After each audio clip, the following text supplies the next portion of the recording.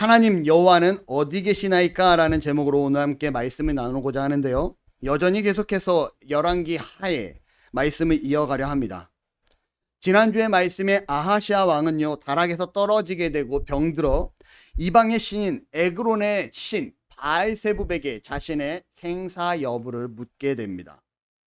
이 일을 하나님께서는 기뻐하지 않으셨고요.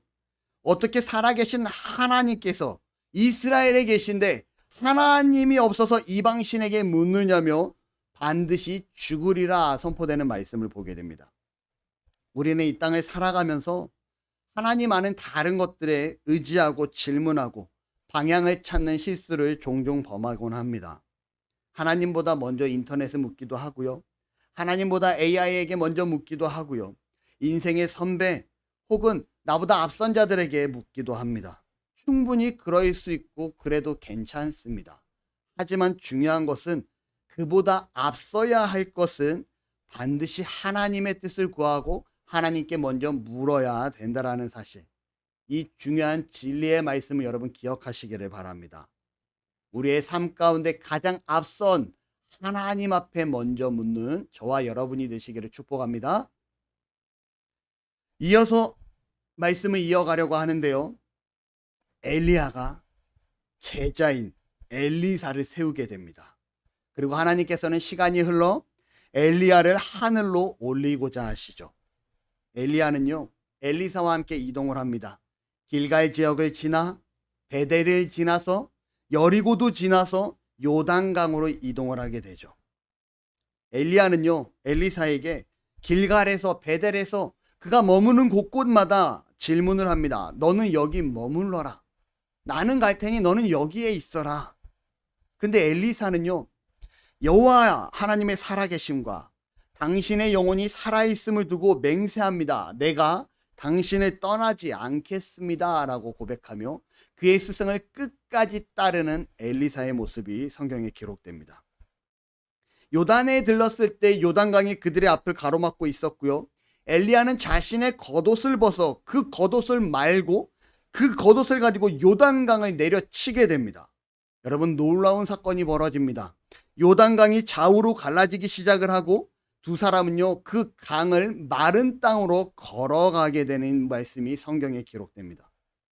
여러분, 여전히 엘리야와 함께 하시는 하나님의 기적을 우리는 말씀을 통해 봅니다. 강을 건넌 엘리야는요, 엘리사에게 원하는 것을 구하라 라고 말하게 되고요. 엘리사가 엘리야에게 말합니다. 당신의 성령이 하시는 역사가 갑절이나 내게 있게 하소서. 이 말은요, 당신에게 임한 하나님의 능력이 나에게 2배나 임하기 원합니다 라는 표현이 아니에요. 당신에게 임한 그 능력이 나에게도 고스란히 임하기 원합니다. 가장 첫 번째 것, 율법에 보면요, 장자에게는요, 유산을 상속할 때 2배를 상속하라고 합니다. 왜요? 대표자이기 때문에 그래요. 당신의 제자의 대표가 내가 되고 당신의 제자의 대표가 내가 됨으로 인하여 내가 당신의 일을 이제 다시금 수행하길 원합니다라는 엘리사의 고백인 거예요. 엘리야의 능력이 2배를 주십시오가 아니라 당신의 첫 번째 되는 제자가 되기 원합니다라는 의미라는 거죠. 그리고 그의 스승과 제자가 함께 걸어가며 대화를 나누게 됩니다. 이때 하늘에서부터 불수레와 불말들이 내려오게 되고 두 사람을 갈라놓게 됩니다. 그리고 회오리 바람이 불고 이 엘리야가 회오리 바람을 타고 하늘로 올라가는 장면이 오늘 말씀에 기록됩니다. 이때 엘리사가 소리 지릅니다. 내 아버지여, 내 아버지여, 이스라엘의 병거와 그 마병이여 라며 외치기 시작을 하죠. 여러분, 이 표현은요, 사랑하는 스승이 진정한 이스라엘의 영적인 지도자였습니다 라고 외치는 엘리사의 고백입니다. 그리고 이어서 엘리사는요, 스승과의 이별을 슬퍼하며 엘리사가 떨어뜨리고 간 그 겉옷을 주워 다시 돌아오는 길에 요단강을 만나게 됩니다. 그리고 그가 어떻게 하는지 아십니까? 엘리야의 하나님 여호와는 어디 계시나이까 라고 외치며 엘리야의 옷으로 엘리야가 했던 모습과 동일하게 물을 치게 되고요. 그 요단강을 치자 요단강이 갈라지고 이 엘리사 또한 갈라진 강을 건너오게 됩니다.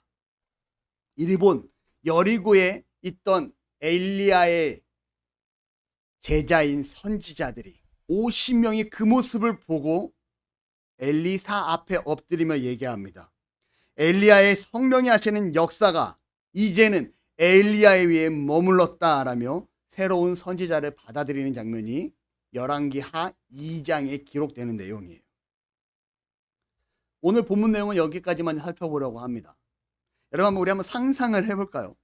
이게 이 장면이요, 좀 영화의 한 장면 같지 않습니까? 제가 좀 이 장면을요, AI 툴을 이용해서 한번 진짜 영화처럼 한번 만들어 보고 싶다는 생각이 막 불현듯 듭니다. 스승과 제자가 헤어짐을 준비하며 여행길에 오르게 되고, 그곳에서 스승과 제자가 지나간 일들에 대해서, 앞으로에 대해서 참 많은 대화를 나눕니다. 그러자 한 강가에 다다르게 되고, 그 강이 그들을 가로막자 그 스승이 옷을 벗어 채찍질하는데 강이 쫙 갈라지면서 마른 땅으로 바뀌어가는 이 놀라운 역사. 그리고 그 스승과 제자가 함께 그 강을 건너가는 모습. 여러분, 멋있지 않습니까? 그리고 나서 그 둘이 또 함께 대화하는데 하늘로부터 불마차와 불병거가 내려오고 그들을 갈라놓은 상태로 큰 태풍이 불어 그 스승을 하늘로 올리는 장면. 이 또한 너무 멋있을 것 같습니다. 그 장면을 보고 스승이여, 나의 아버지여, 당신은 진정한 이스라엘의 지도자였습니다라고 외치는 그의 제자.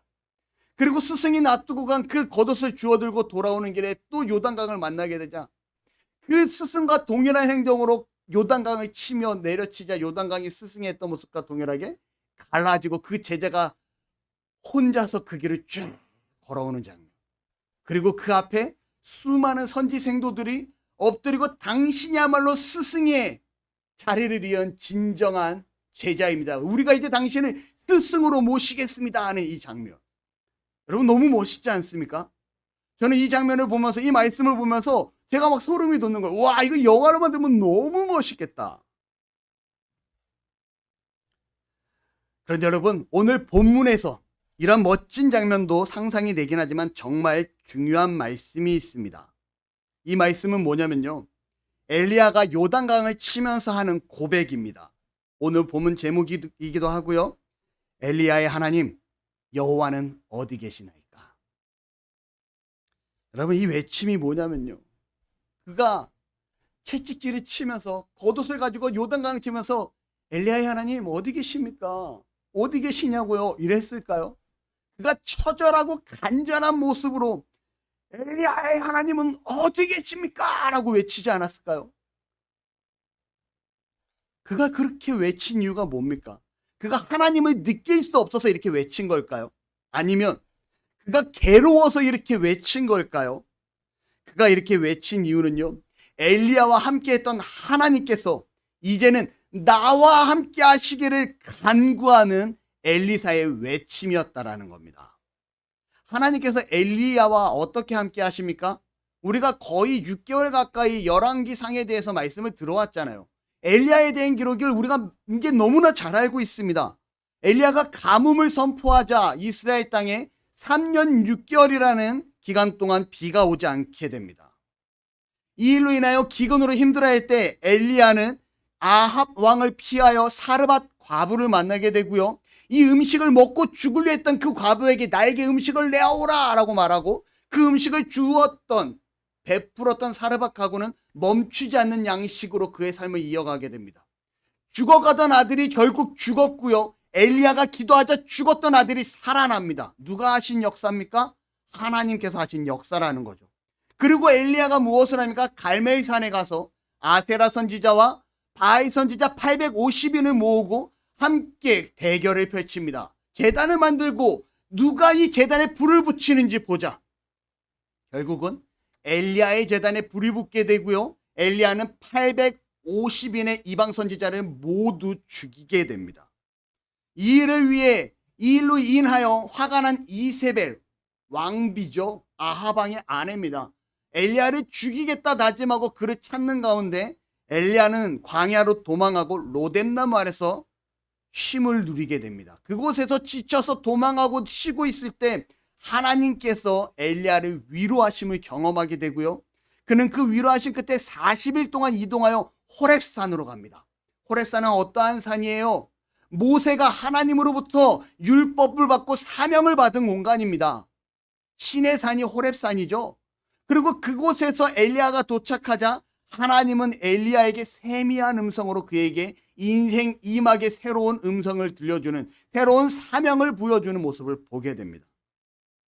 그리고 이후 엘리사를 부르게 되고 엘리사와 함께 요단강을 가르는 기적을 보여주게 되죠. 여러분, 엘리야의 대표적인 사건은 제가 짧게 말씀드립니다. 그가 보여준 삶은 뭐냐고요? 그가 정말 능력이 뛰어난 자였습니까? 그가 실력이 출중했습니까? 세상과 만물을 다스릴 수 있는 능력이 있는 자였습니까? 아니라는 겁니다. 그는요, 하나님이 함께했던 자라는 사실을 여러분 기억하시기 바랍니다. 아멘. 그가 고통 가운데 로뎀나무에서 발버둥 칠 때 내가 할 만큼 했으니 내가 죽기를 원합니다라 했을 때도 엘리야는요, 내가 죽기를 원합니다라고 고백했지만 그 기도 제목 자체가 무엇입니까? 하나님을 구하고 하나님의 위로하심을 구하는 엘리야의 고백이었습니다. 그가 갈멜산에서 하나님을 구했고요. 그가 어느 곳에 있든지 하나님을 구합니다.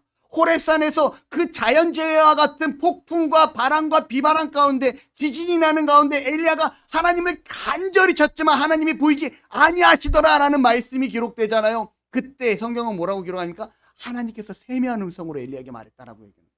엘리야는요, 어느 순간, 어느 시점, 어느 상황이든지 하나님과 함께하고 하나님의 뜻을 구하는, 하나님의 인도하심을 기도하는 모습을 보여줍니다. 여러분, 오늘 엘리사는요, 바로 하나님 여호와는 어디 계시나이까? 라는 이 고백은요, 이제 엘리야의 하나님이 나의 하나님이 되시기 원합니다 라는, 내가 그 하나님과 동행하겠습니다라는 고백의 외침이라는 사실을 여러분 기억하시기를 바랍니다. 그가 이러한 고백을 하며 엘리야의 겉옷을 가지고 요단강을 치자 어떠한 일이 벌어집니까? 엘리야와 했던 것과 동일하게, 조금도 다르지 아니하게, 엘리야가 했던 모습과 동일하게 요단강이 갈라지고 그가 그곳을 유유히 걸어 나오는 모습을 보여줍니다.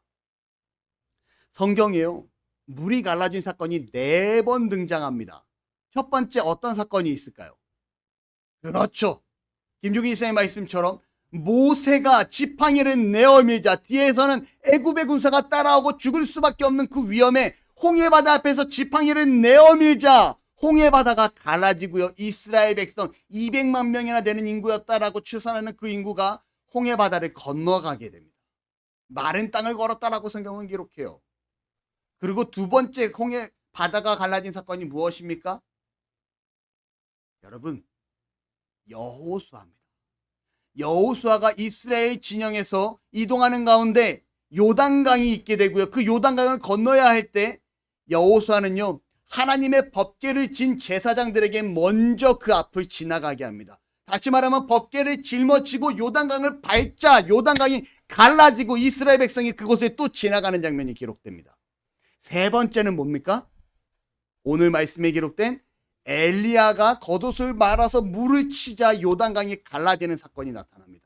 네 번째는 무엇입니까?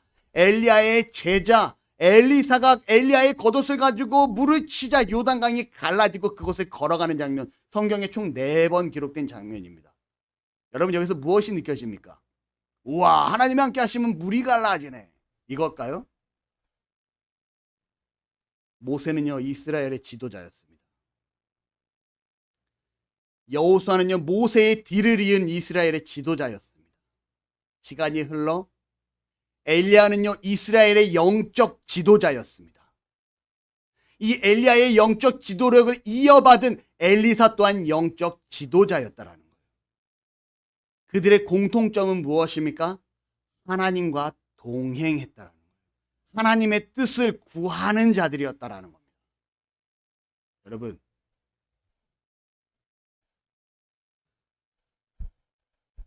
우리가 정말 하나님과 동행하는 모세처럼, 여호수아처럼, 엘리야처럼, 엘리사처럼 하나님과 동행하고 그 안에 머물 수 있는 은혜가 있기를 축복합니다. 다시 한번 질문해 보겠습니다. 여러분의 삶에 하나님이 함께 하십니까? 아멘. 고맙습니다. 우리가 그리스도인 되었고 이 땅을 그리스도인으로 신앙생활하며 하루하루 살아갑니다. 우리는 날마다 성장하고요. 매일같이 무언가 준비하며 나아갑니다.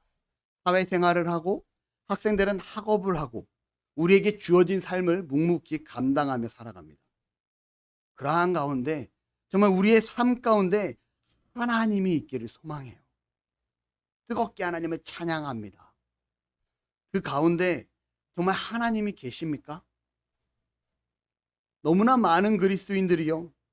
뜨겁게 찬양하고 손을 높이 들고 눈물을 흘려 기도하지만 가사와 멜로디에 감동되어 나아가는 모습을 보게 됩니다.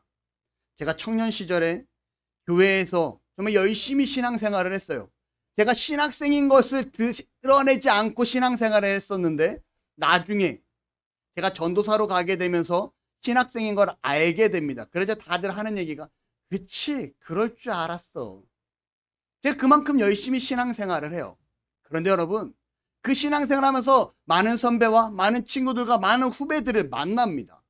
그들이 얼마나 뜨겁게 찬양하는지 몰라요. 얼마나 눈물을 흘려 기도하는지 몰라요. 그런데 제가 너무나 충격적인 것은요.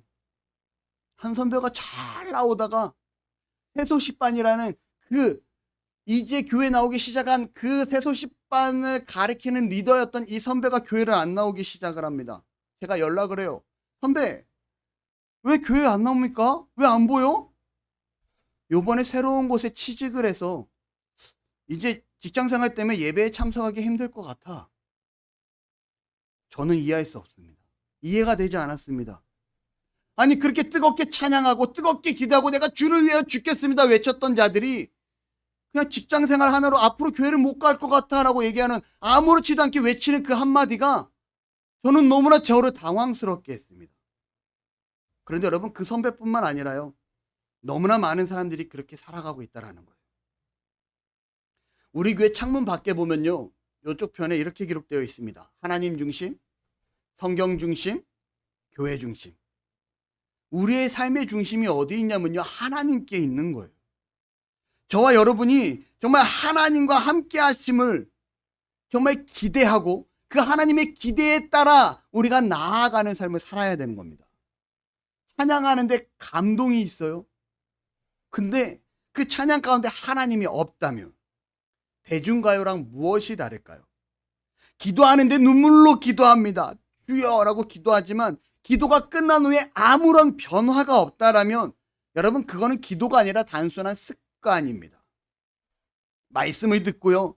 그 말씀 안에서 하나님께서 나에게 무엇을 요구하시는가 깨닫지 못한다면요. 그것은 그냥 좋은 강연을 들은 거에 불과하다라는 거죠. 다시 말씀드립니다. 우리의 삶 가운데 하나님이 함께 하실 때 그때야 비로소 참된 신앙생활이 됩니다. 아멘. 엘리사는요. 엘리야의 겉옷을 주었습니다. 외적으로 보기에는요. 엘리야의 제자인 엘리사가 엘리야의 겉옷을 들고 있으니 이제는 엘리야의 그 신적인 권위와 그의 리더십을 계승한 것처럼 보일 수 있습니다. 예를 들어서 한 나라의 왕이 될 때 왕관을 수여합니다. 그리고 그 왕관을 쓰므로 인하여 나라의 왕으로 인정되듯이 엘리야의 겉옷을 들고 있는 엘리사는요. 엘리야를 계승한 것처럼 충분히 비춰질 수 있었다라는 거예요. 그런데 여러분 엘리사는 거기서 멈추지 않습니다. 어떻게 합니까? 하나님 여호와는 어디 계시나이까?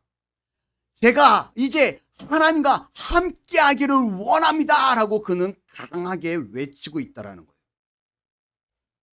하나님은 이러한 그의 기도를 듣고 엘리야와 동일한 방식으로 요단강을 가르고 그것을 건너가게 하십니다.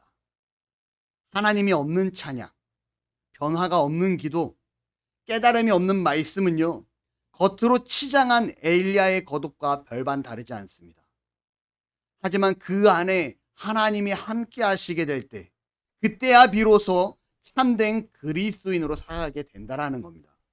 기도가 그리스도인의 표징이 아닙니다. 말씀을 듣는 것이 그리스도의 표징이 아닙니다. 찬양하는 것이 그리스도의 표징이 아닙니다. 내 안에 하나님이 살아서 함께 하시느냐 안 하시느냐가 참된 그리스도의 표징이라는 거예요.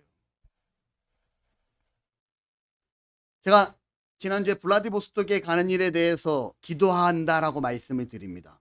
그리고 기도하는 가운데 함께 가자 했던 목사님께서 연락이 옵니다. 차 목사님, 일정이 당겨졌어. 일주일 먼저 출발해야 될 것 같아. 그리고 배보다는 중국의 하얼빈을 거쳐서 블라디보스토크로 가는 비행기 편이 있어서 그렇게 가면 25시간 배를 안 타고 8시간이면 갈 수 있을 것 같아. 그리고 빨리 여권을 줘봐 라고 말합니다. 여권을 달라는 건 무조건 간다는 얘기네. 그리고 저는 그 전화 통화를요, 기도하고 있었으니까 그래, 하나님이 내가 그곳에 가기 원하시나 보다 라고 결단하고 여권을 보내드립니다. 여러분, 11일 넘는 동안 제가 그곳에 가서 돈을 버는 것이 아니라 봉사한다라는 거 쉽지 않은 일일 것 같아요. 그래도 저는 묵묵히 하나님의 뜻이려니 생각하고 나아갑니다. 그리고 며칠 안 되어서 이 목사님께 연락이 또 옵니다. 목사님, 부탁이 있네. 뭡니까? 9월에 영동 지역에도 개척 그 조그만 교회인데 좀 교회를 하나 지을 게 있는데 목사님 같이 가자. 9월도 갑니까? 내가 요번 9월 10월만 하고 목사님 귀찮게 안 할게. 목사님, 제가요 9월 일정 한번 확인해 보고 연락드리겠습니다. 아내한테 얘기하죠. 여보, 9월에 가야 된다는데? 그건 오바다 여보. 그거 어떻게 또 가냐? 아내가 이렇게 얘기를 해요. 그런데 여러분, 정말 살아계신 하나님이 뭔지 아십니까?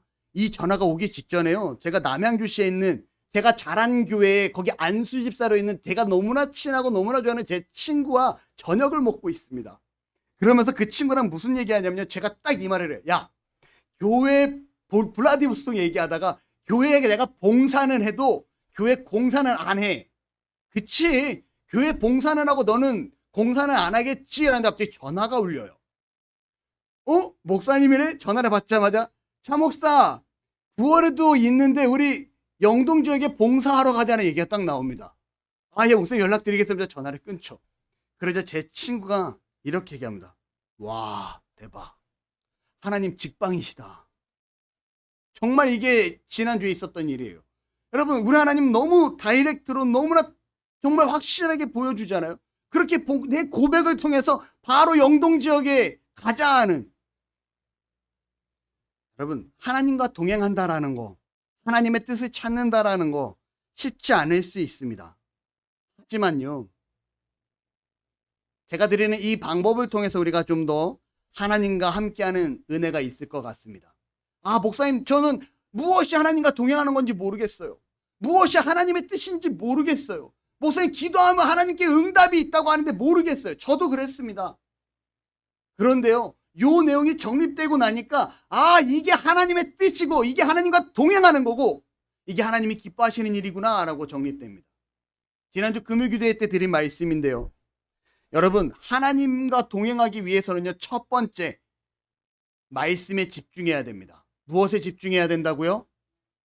다시 물어봅니다. 무엇에 집중해야 된다고요? 말씀에 집중해야 됩니다. 성경 말씀에서 벗어났다라면 이는 절대적으로 하나님의 뜻이 아니라는 거예요. 아무리 좋은 일을 하고 아무리 내가 열심을 낸다고 해도 하나님의 말씀에 벗어난 일이라면 이것은 하나님의 뜻이 아닙니다. 가장 기본되는 조건이에요. 첫 번째입니다. 첫 번째 뭐라고요? 두 번째는요, 이 말씀을 붙잡고 기도해야 됩니다. 기도하면서 내가 가고자 하는 방향이, 내가 하는 이 일이 하나님이 원하시는 일인지 아니면 하나님이 원하시지 아니하는 길인지 하나님의 뜻을 물으셔야 되는 거예요. 예수님께서도 기도하시잖아요. 나의 원대로 마옵시고 아버지의 원대로 되길 원하나이다. 예레미야 33장 3절에 보면요, 너는 내게 부르짖으라, 기도해라. 내가 내게 응답하겠고 내가 알지 못하는 크고 은밀한 일을 내게 보이리라. 네가 기도하는 가운데 너에 향한 계획을 내가 보여주리라 라고 하나님께서 직접적으로 우리에게 말씀하십니다.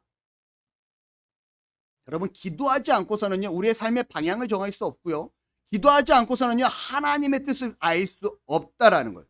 기도하지 않으면서 하나님의 뜻이 뭘까? 기도하지 않으면서 이것이 하나님이 원하시는 걸까? 말도 안 되는 어폐라는 거죠. 여러분, 기도하며 나아갈 때 진정한 하나님의 뜻을 구할 수 있습니다. 아멘. 첫 번째 뭐라고요? 두 번째 뭐라고요? 기도. 여러분, 세 번째는요, 내가 하는 이 일이, 내가 가고자 하는 이 길이, 이 방향성이 하나님께 영광이 되는 일인지 한번 점검해 봐야 합니다. 많은 사람들이요, 제가 하나님의 영광을 위하여 일합니다. 제가 하나님의 영광을 위하여 이번 사업을 준비합니다. 제가 하나님의 영광을 위하여 이러한 것들을 계획합니다 라고 얘기하지만 정작 내 만족을 위해서, 내 유익을 위해서, 내 즐거움을 위해서 그러한 일들을 하는 경우가 정말로 많이 있음을 보게 됩니다. 우리가 말을 해요. 하나님의 영광을 위하여 공부합니다. 제 이름이 상학이잖아요. 상학이 뭡니까? 하나님의 영광을 위하여 공부하는 게 상학입니다. 하학은 뭐예요? 그러면 마지못해서 남이 시켜서 하는 게 하학입니다. 중학은요, 여러분, 나의 만족과 나의 즐거움과 나의 만족을 위해서, 나의 기쁨을 위해서 하는 게 중학입니다. 저희 어머니가 저를 얼마나 사랑하시고 얼마나 믿음의 사람으로 키우려 하셨는지 이름을 하나님의 영광을 위해 공부하라고 상학으로 집니다. 제 주변 사람 중에 제가 지금 가방끈이 제일 길다고 합니다. 다들. 저 지금도 공부하고 있습니다. 왜 공부합니까? 너무 힘들어요. 너무 지쳐요. 하나님의 영광을 위해 나아가기 위해서 이 공부를 하는 거예요. 내 만족이고 내 욕심이었으면 진작에 그만뒀을 것 같습니다. 자, 아무튼 제 이름이 상학이에요. 이처럼 하나님의 영광을 위하여 우리가 나아가는 거예요. 그런데 여러분, 이 하나님의 영광을 위한다 해놓고 정말 중요한 일이 있을 때 내 생각에 사업하는 자가 하나님의 영광을 위하여 이 사업을 합니다. 그래놓고 정말 중요한 계획을 놓고 이 계획 때문에 골프 접대를 해야 되는 거예요. 거래처 사장한테. 그리고 주일날 골프 접대 약속을 잡습니다. 그리고 그 주일날 골프 접대를 하고 그 계약을 따기 위해 굽신거리고 예 하죠. 그리고 주일 예배는 빼먹고 하나님 앞에 나아가지 않습니다. 과연 이게 하나님의 영광을 위한 사업입니까? 아니요. 이건 내가 내 돈 벌기 위한 내 개인적인 일이라는 거예요. 우리가 한번 점검해 봐야 돼요. 이게 정말 하나님께 영광 돌리고자 초점이 맞춰져 있는가? 내가 공부를 열심히 합니다. 내가 대학에 가서 하나님께 영광 돌리겠습니다. 대학 가서 영광 돌리기 위해서 공부를 열심히 하는데 주일날 예배 다 빠지고 공부해요. 될까요? 안 될까요? 안 되는 거예요. 그건 하나님의 영광이 아닙니다. 중학입니다. 세상적인 일이라는 거예요. 하나님 일이 아니라는 거예요. 여러분, 하나님의 영광을 점검해 봐야 됩니다. 첫 번째 말씀이고요. 두 번째는 기도고요. 세 번째는 하나님께 영광입니다. 마지막 네 번째입니다. 내가 이 일을 함에 있어서 아쉬움과 아쉽지 않은가? 다시 말하면 하나님께서 이 일을 막으시면 내가 기꺼이 내려놓을 수 있는가라는 거예요. 내가 일을 아주 열심히 준비합니다.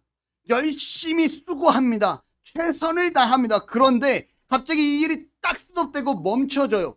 내 계획과 다르게, 내 생각과 다르게 이 일이 진행이 안 되고 파토가 나고요. 흐지부지 돼버립니다. 이때 막 화가 나고 짜증이 나고 열이 받고 막, 이거는 누구의 일입니까? 내 일이 아니라는 거예요. 하나님 일이 아니라는 거예요. 그건 내 일입니다. 하나님이 일일 때 하나님께서 멈추실 때 내가 그 일을 그냥 멈추게 돼도 이게 하나님이 뜻이니까 멈추는 거지라고 내가 내려놓을 수 있다라면, 그 일에 대해서 지나온 시간이 아깝더라도 아쉽지 않다라면요, 여러분, 이건 날 위한 것이 아니라 하나님을 위한 것임을 우리는 간접적으로 알 수 있게 됩니다. 다시 한번 정리합니다. 우리가 말씀에 기준해야 되고요, 하나님의 기도로 하나님의 뜻을 찾아야 합니다. 그리고 하나님께 영광 돌리는 일인지 한번 점검해 봐야 하고요, 마지막으로 하나님이 막으셔도 이 일이 멈춤에 있어 아쉬움이 있지 않은지 점검해 봐야 된다는 겁니다. 이 모든 것을 통과했다라면요, 이 일은요, 하나님이 반드시 기뻐하는 일이고 하나님과 동행하는 것이다 라고 감히 말씀드릴 수 있을 것 같습니다. 제가요, 지금 건설 아카데미 학원을 준비하고 있어요. 지금 교육청하고도 어느 정도 얘기가 됐고 강북구청에 있는 건설과하고도 얘기가 됩니다. 이것을 준비하는데 합법적으로 하기 위해서 이래저래 나름 열심히 준비를 하고 있어요. 또 제주도에 펜션을 하나 더 할까 지금 준비를 하고, 다다음 주에 수련회가 끝나는 그 다음 주나 돼서 제주도에 한번 내려갔다 오려고 합니다. 그리고 여러분, 저는 10월 달에 블라디보스톡에 10일 넘게 갔다 와야 되고요, 영동에 있는 지역에 교회 건축을 하러 또 봉사를 준비하고 있습니다. 이러한 가운데 저도 점검을 해보는 거예요. 내가 하나님 말씀에 이것이 맞는 것인가? 기도하면서 하나님이 기뻐하시는 일이 맞는가? 과연 하나님의 영광을 위하여 이 모든 것을 준비하는 것인가? 학원을 준비하는 것이, 펜션을 추가로 늘리는 것이 내 욕심을 위한 것인가? 하나님께 영광인가? 만약에 이 일이 진행되다가 스탑된다고 해도 내가 화가 나고 짜증날까? 아쉬울까? 지금은 그러지 않을 것 같아요. 왜냐하면 내 삶의 주권자는 하나님이시기 때문에. 멈춰진다 해도 아쉽지 않은. 그래서 그 일을 지금 준비하며 기도하며 말씀 보며 나아갑니다. 말씀의 결론을 맺고자 합니다. 엘리사는요, 엘리야의 겉옷을 가지고 있음에도 그는 하나님의 함께 하심을 구하는 모습, 여호와 하나님 어디 계시나이까라고 외치는 모습을 보여줍니다. 우리도 그리스도인이라는 옷을 입고 있습니다. 이제는요, 그 그리스도인이라는 옷에 머무는 것이 아니라 엘리야와 같이 하나님이 함께 하시기를 구하며 기대하며 믿음으로 살아 나아가는 참된 성도가 되시기를 소망하고 축복합니다. 기도하겠습니다. 하나님 감사합니다. 우리를 사랑하시고 기억하시고 이렇게 주 앞에 말씀 안에서 우리가 내가 주와 동행하는 삶을 살기를 원합니다. 주의 뜻을 구하는 삶을 살기를 원합니다라고 깨닫는 은혜가 있게 하시니 감사드립니다. 하나님, 우리의 삶을 주관하시고 우리의 삶을 인도하시고 함께하여 주옵소서. 예수님의 이름으로 기도합니다. 아멘.